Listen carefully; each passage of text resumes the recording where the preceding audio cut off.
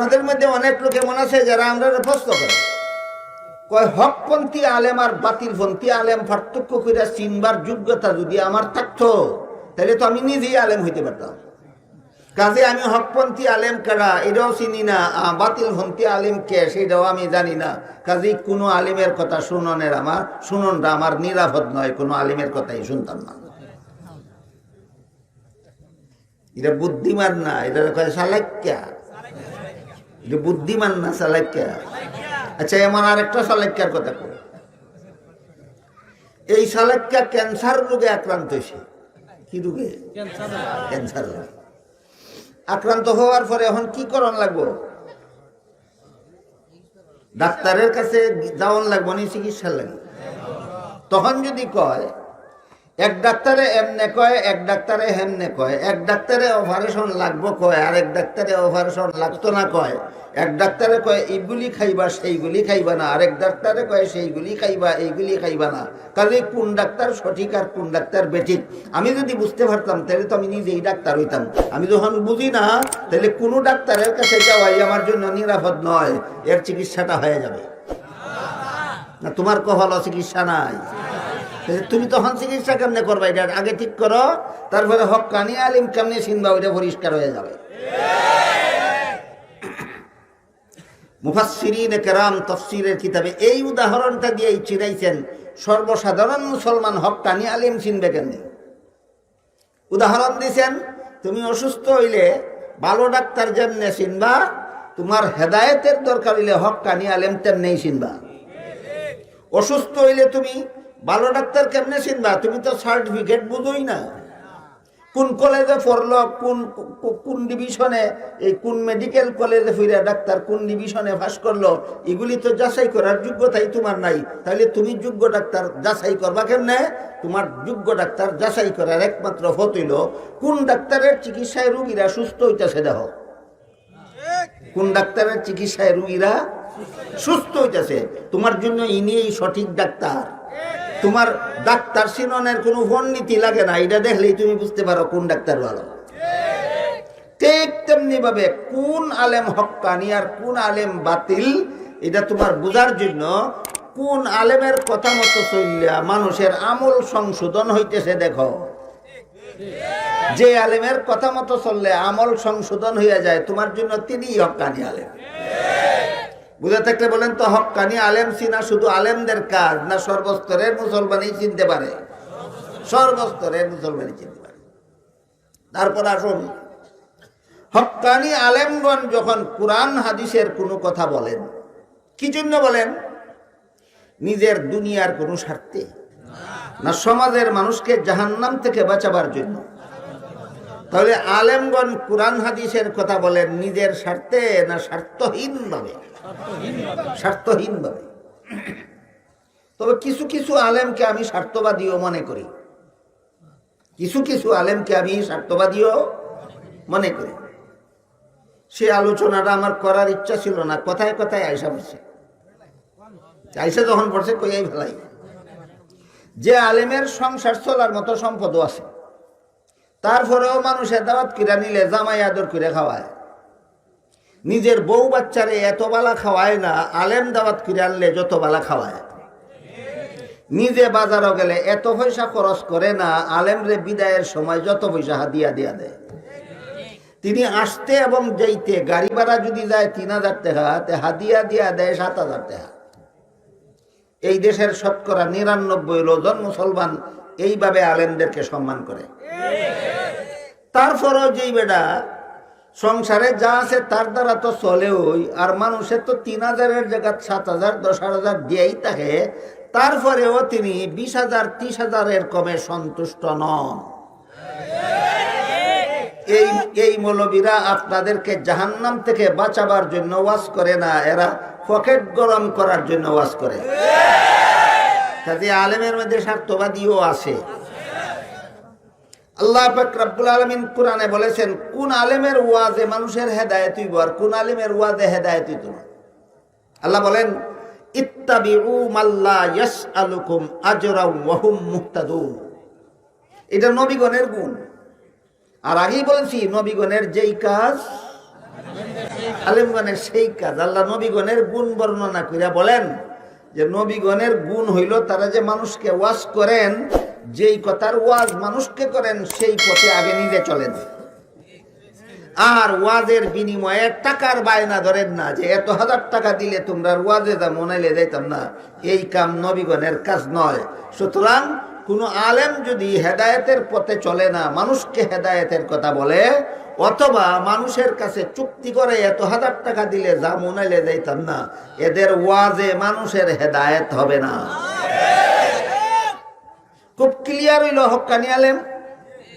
হক্কানি আলেম যখন কোনো কথা বলেন তখন নিজেদের স্বার্থের কথা বলেন না, জনগণকে জাহান্নাম থেকে বাঁচাবার কথা বলেন। তখন দেখা যায় সমাজের মানুষ 3 দলে বিভক্ত হইয়া যায়। কত দল? 3 দল। খুব ভালো করে শুনেন, বুঝেন, টের পাবেন আপনি কত নম্বর দলে আছেন। কি টের পাবেন? হ্যাঁ, আমি কত নম্বর দলে আছি টের পাবেন। হক্কানি আলেমগণ যখন সমাজে তাদেরকে, সমাজের মানুষকে জাহান্নাম থেকে বাঁচাবার জন্য হক কথা বলেন, কোরআন হাদিসের কথা বলেন, তখন সমাজের মানুষকে দেখা যায় এরা 3 ভাগে বিভক্ত হইয়া যায়। কত ভাগে? 3 ভাগে। 1 নম্বর, আলেমের কথা শুনে আলেমগণ যেটাকে হারাম বলেন, হারাম জানিনা এই কামটা ছেড়ে দেয়। আলেমগণ যেই কাজকে কোরআন হাদিসে আল্লাহ এবং রসুল নিষেধ করেছেন বলেন, সেই কাজ আর করে না। যেমন আল্লাহ কোরআনে বলেছেন সুদের কারবার হারাম।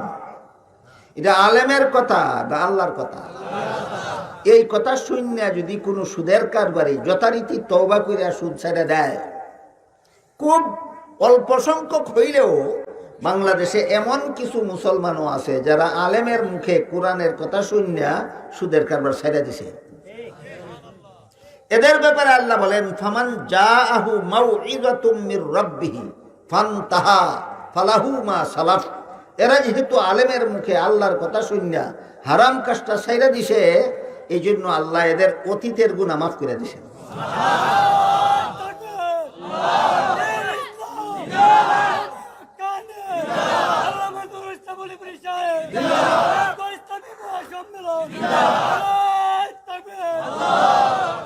এই দল 1 নম্বর।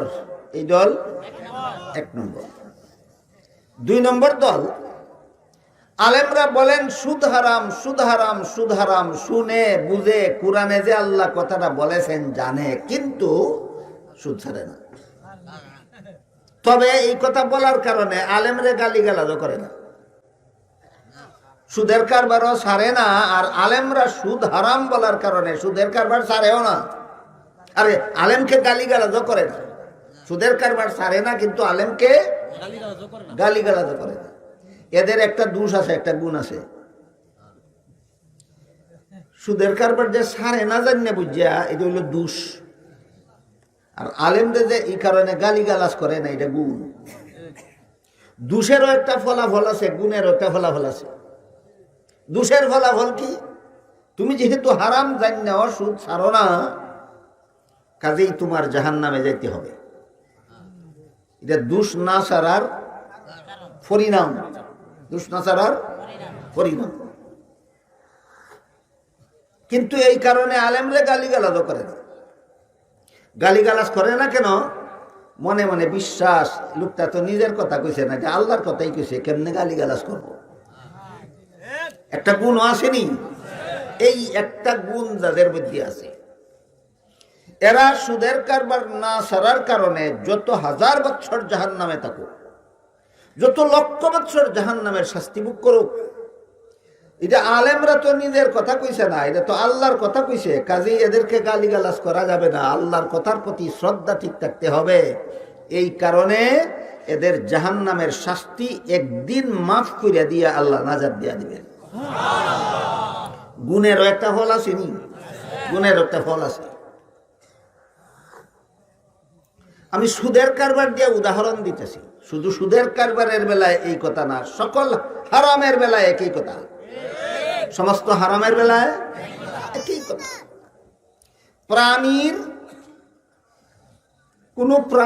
কোন প্রাণীর মূর্তি বানানি হারাম, কোন প্রাণীর কাঠামো, প্রাণীর কাঠামো বানানি হারাম। সূর্যের কাঠামো বানানি হারাম নয়, চন্দ্রের কাঠামো বানানো হারাম নয়, তারকার কাঠামো বানানি একবারে সিমেন্টের মশলা দিয়ে একটা গাছ বানাইছে, হারাম হইব, কারণ এটা প্রাণী না। সিমেন্টের মশলা দিয়া একটা কুত্তা বানাইছে, এখন কি হইব? কেন? এটা প্রাণী। কোন প্রাণীর কাঠামো বানানি হারাম। যেমন ভাবে সুদের কারবার হারাম, তেমনি ভাবে কোন প্রাণীর কাঠামো বানানি হারাম। আমরা এই কথা বলার কারণে কিছু মুসলমানে আগে অভ্যাস আছিল, এখন আর বানায় না। আল্লাহ এরারে অতীতে যে বানাইছে এই গুনাহ মাফ করে দিছে। আমরা এই কথা বলার কারণে কিছু মুসলমান আছে বানায়, প্রাণীর কাঠামো বানায়। ব্রাহ্মণবাড়ি এক দুহানো দেখছি বক পাখির কাঠামো বানাইয়া দিছে, হিয়ালের কাঠামো বানাইয়া দিছে, কিন্তু আমরা হারাম বলার কারণে আমরা গালিগালাজও করে না। এর দুইটা বিশেষণ আছে, একটা দোষও আছে, একটা গুণও আছে। বলতে পারেন দোষটা কি? অভ্যাসটা ছাড়তে না। গুণটা কি? আলেমরে বহে না। তুমি জান্নে শুনে যে হারামটা ছাড়ছো না, এই কারণে জাহান্নামে যাইবা, কিন্তু এই কারণে যে আলেমরে বকছো না, এই কারণে তোমার জাহান্নামের শাস্তি একদিন শেষ হয়ে যাবে। জাহান্নামের শাস্তি একদিন শেষ হয়ে যাবে। এরা হইল 2 নম্বর দল। কত নম্বর? 2 নম্বর। 3 নম্বর দল হইল আল্লাহ এবং আল্লাহর রাসূল যেই জিনিসটাকে হারাম বলেছেন, আলেমগণ সেই জিনিসটাকে হারাম বলার কারণে তার ইচ্ছা হইল এই হারামটা হে করবই। তোমরা হারাম বলবা কেন? আমরা হারাম করতেছি এই কথা সমাজে যেন জানতে না পারে। তোমরা কইলে তো সমাজে জানি না লাগ, কাজেই তোমরা আমাদের এই হারাম কাজটা কইয়া সমাজ রে জানাইয়া দিলা যে আমরা হারাম করতেছি, কাজে তোমরা হারাম, এটা হারাম বলতে দিব না। যদি হারাম বলো তাহলে তোমরা রে রাজাকার বানামু, আলবদর বানামু, স্বাধীনতা বিরোধী শক্তি বানামু, স্বাধীনতা যুদ্ধের চেতনা বিরোধী বানামু, আর যা মনে চায় তা বানামু। এর কত নম্বর দল? 3 নম্বর দল।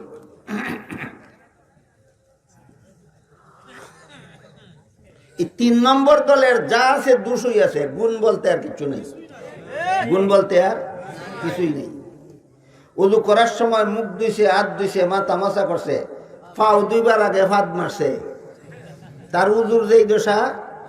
আলেমরে বহনের আগে নামাজ পড়ছে, রোজা রাখছে, হজ করছে, যাকাত দিছে। আলেমরা কোরআনের কথা বলার কারণে আলেমদেরকে বকাবকি শুরু করে দিছে, ফাঁদ মাইরা দিছে। তোর উজুর দাম নাই, তোর নামাজের দাম নাই, তোর রোজার দাম নাই, তোর হজের দাম নাই, তোর যাকাতের দাম নাই।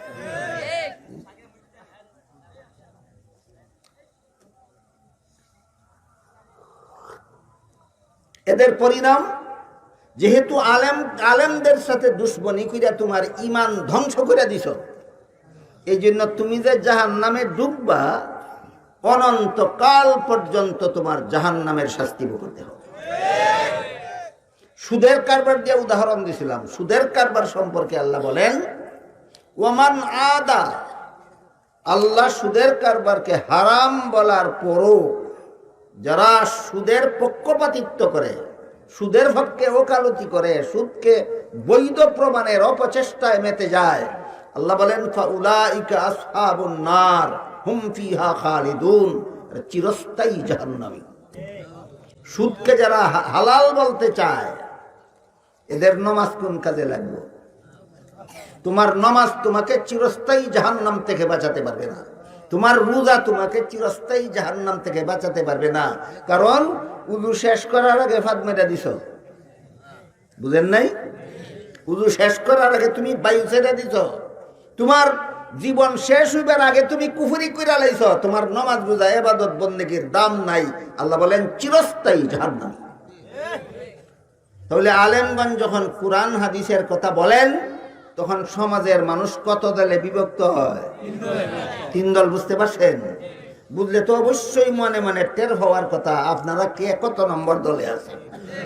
টের হওয়া যায় না? প্রথম দল যারা আলেমের কথা আমল করে, এরার পিছের গুনাহ মাফ। দ্বিতীয় দল আমলও করে না, আলেমরে গালিগালাজও করে না।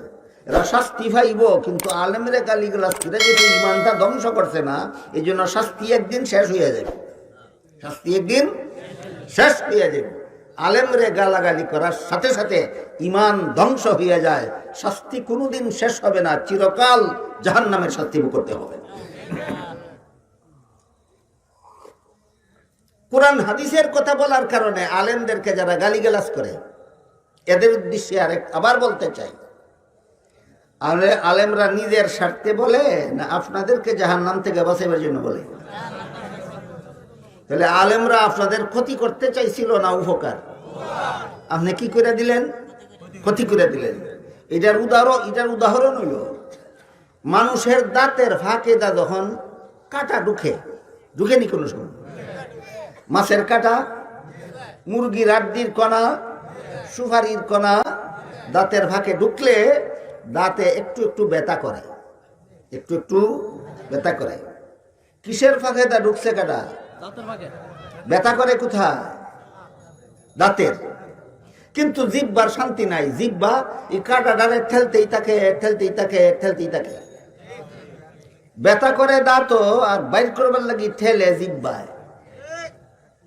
জিহ্বার ঠেলতে এক সময় নিজে জখম হইয়া যায়। ঠেলতে এক সময় নিজে জখম হইয়া যায়। জিহ্বার স্বার্থে না দাঁতের স্বার্থে? তাহলে এই জিহ্বারে দাঁতে কৃতজ্ঞতা প্রকাশ করার দরকার নেই যে আমার ফাঁকে কাটা ঢুকছে, আমার ব্যথা উঠতেছে, তুই আমারে ব্যথা মুক্ত করবার লাগি যে ঠেলতে নিজে জখম হইছস। কাজেই তার একটা কৃতজ্ঞতা, অন্তত একটা ধন্যবাদ দেওয়া দরকার নেই। এই দাঁতে জিহ্বারে ধন্যবাদটা কেমনে দেয় শোনেন। যদি কোনোদিন সুযোগ মতে লাগাল হয়, কামার মারিয়া কেটালায় কাটায় কারে? এই দাঁতে জিহ্বার সাথে নিমক হালালি করে না নিমক হারামি? ঠিক তেমনি ভাবে জাহান্নাম থেকে বাঁচাবার জন্য কোরআন হাদিসের কথা যে সমস্ত আলেমগণ বলেন, এই সমস্ত আলেমদেরকে যারা নিন্দাবাদ করে, এরা আল্লাহর দরবারের নিমক হারাম। কার দরবারের নিমক হারাম? আল্লাহর দরবারের নিমক হারাম। এজন্য হাদিস শরীফে রাসূল বলেন, কুন আলিমান আও মুতাআল্লিমান আও মুস্তামিআন আও মুহিব্বান ওয়ালা তাকুন খামিসান ফাতাহলিক আও কামা ক্বালা আলাইহিস সালাতু ওয়াস সালাম। হে আমার উম্মত মুসলমান, তোমার জাহান্নাম থেকে নাজাতের 1 নম্বর পথ হইল তুমি আলেম হও। 2 নম্বর পথ, যদি আলেম হওয়ার সুযোগ না থাকে, আলেমের ছাত্র হও।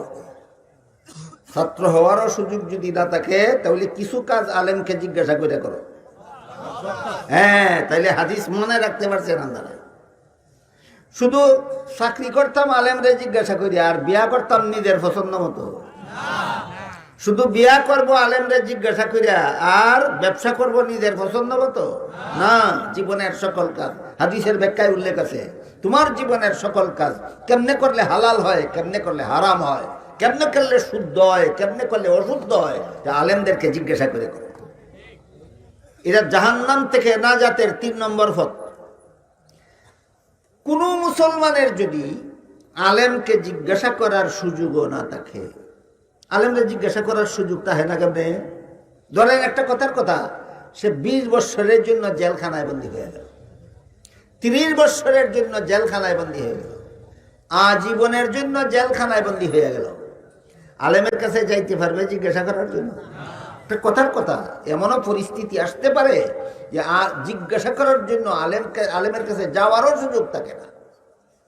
তখন তোমার জাহান্নাম থেকে বাঁচার উপায় কি? আল্লাহ রসুল বলেন, আলেমকে অন্তর দিয়া মহব্বত করো। এইটাই তোমার জাহান্নাম থেকে বাঁচার পথ। তাহলে জাহান্নাম থেকে বাঁচার 4 নম্বর পথটা আল্লাহ রসুল কি কইছেন? মহব্বত করো। তুমি আলেমও হইছো না, আলেমের ছাত্র হইতে পারছো না, আলেমরে জিজ্ঞাসা করার সুযোগ পাইছো না, শুধু মহব্বত করো, শুধু আলেমকে মহব্বত করো। কেন মহব্বত করবো? কারণ নবীর যুগে নবীরা আমাদেরকে জাহান্নাম থেকে বাঁচার পথ দেখাইতেন, এখন নবী নাই, এখন একমাত্র আলেম আমাদেরকে জাহান্নাম থেকে বাঁচার পথ দেখানোর অধিকারী। সুতরাং নবীকে যেইভাবে মহব্বত করার কথা, আলেমকে সেইভাবে মহব্বত করতে হবে। এই জন্য রইসুল মুফাসসিরিন হযরত আব্দুল্লাহ ইবনে আব্বাস রাদিয়াল্লাহু আনহু বলেন, কোরআনের এক আয়াতের তাফসীর প্রসঙ্গে বলেন যে নবীকে যেইভাবে সম্মান করার নির্দেশ আল্লাহ কোরআনে দিয়েছেন, নবীর বর্তমানে নায়েবে নবীকে সেইভাবেই সম্মান করতে হবে।